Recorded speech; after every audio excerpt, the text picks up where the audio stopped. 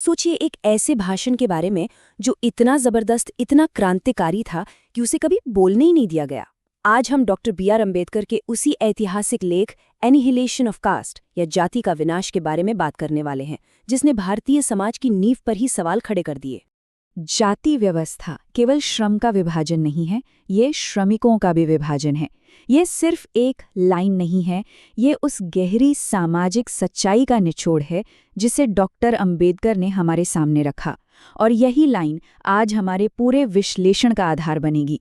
तो चलिए, डॉक्टर अंबेडकर के इस कमाल के विश्लेषण को समझने के लिए हम सबसे पहले उस भाषण की कहानी से शुरू करेंगे जो कभी दिया ही नहीं गया। फिर हम डॉक्टर अंबेडकर के जीवन और उनके मिशन को जानेंगे। इसके बाद हम जाति व्यवस्था की सबसे बड़ी समस्या को समझेंगे। फिर इसके आर्थिक असर पर बात करेंगे और आखिर में एक आदर्श समाज के लिए डॉक्टर अंबेडकर का जो सपना था उसे समझने की कोशिश करेंगे। तो चलिए शुरू करते हैं उस भाषण की कहानी से जो कभी दिया ही नहीं जा सका। सवाल यह है कि आखिर उस भाषण में ऐसा क्या था जो उस वक्त के समाज को इतना ज्यादा क्रांतिकारी लगा। साल था 1936, जगह थी लाहौर। मंच पूरी तरह तैयार था। जाति पाति तोड़क मंडल का वार्षिक सम्मेलन होना था और मुख्य वक्ता थे डॉक्टर बी.आर. अम्बेडकर। लेकिन हुआ ये कि ये सम्मेलन ही रद्द कर दिया गया। क्यों? असल में वजह ये थी कि डॉक्टर अम्बेडकर के विचार इतने बेबाक, इतने तीखे और सच थे कि सम्मेलन के आयोजक, जो खुद को समाज सुधारक मानते थे, वो भी इसे पचा नहीं पाए। उन्होंने अपना निमंत्रण ही वापस ले लिया। इससे पता चलता है कि डॉक्टर अंबेडकर वाकई अपने समय से कितना आगे की सोच रहे थे। लेकिन डॉक्टर अंबेडकर हार मानने वालों में से नहीं थे। उन्होंने उस भाषण को खुद एक छोटी सी किताब की शक्ल में छपवा दिया, जिसका नाम था एनिहिलेशन ऑफ कास्ट। और बस इसी एक कदम ने एक रद्द हुए भाषण को इतिहास का एक ऐसा जरूरी दस्तावेज बना दिया जो आज भी उतना ही प्रासंगिक है। अब किसी विचार को गहराई से समझने के लिए ये जानना बहुत जरूरी है कि उस विचार के पीछे का इंसान कौन था। तो आइए पहले डॉक्टर अंबेडकर को समझते हैं। देखिए उनकी ये असाधारण यात्रा।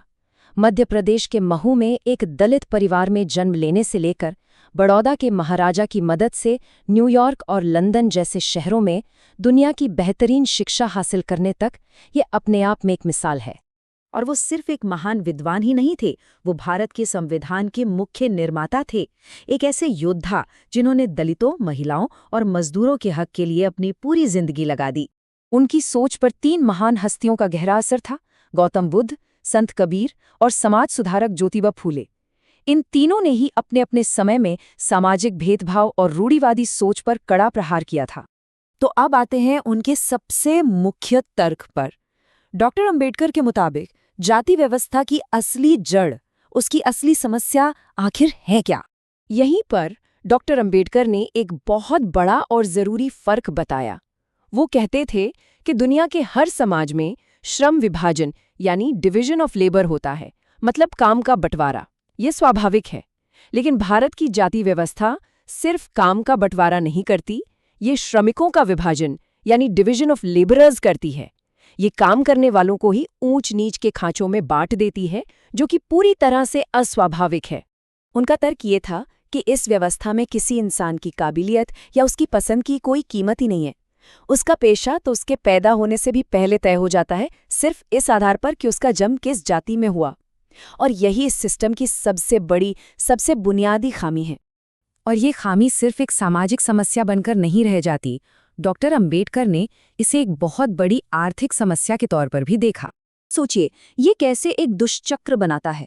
पहला, आपका पेशा जन्म से तय है।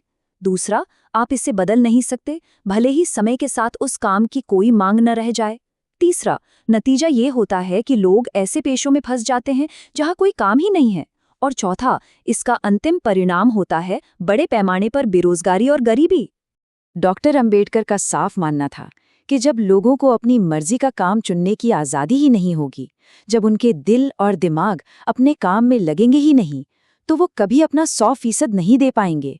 और ऐसे में कोई भी देश आर्थिक तरक्की कैसे कर सकता है?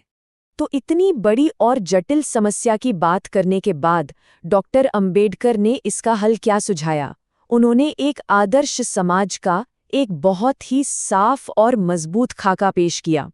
उनके मुताबिक एक आदर्श समाज 3 मजबूत स्तंभों पर खड़ा होता है: स्वतंत्रता, समता और भ्रातृता, यानी लिबर्टी, इक्वालिटी और फ्रेटर्निटी। उनका मकसद सिर्फ जाति को मिटाना नहीं था, बल्कि इन महान मूल्यों पर आधारित एक नया समाज बनाना था।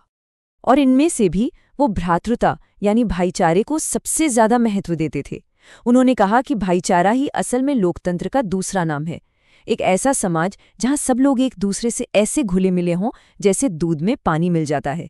तो ये जो सामाजिक नजरिया है, ये लोकतंत्र के बारे में हमारी समझ को कैसे पूरी तरह से बदल देता है, चलिए देखते हैं।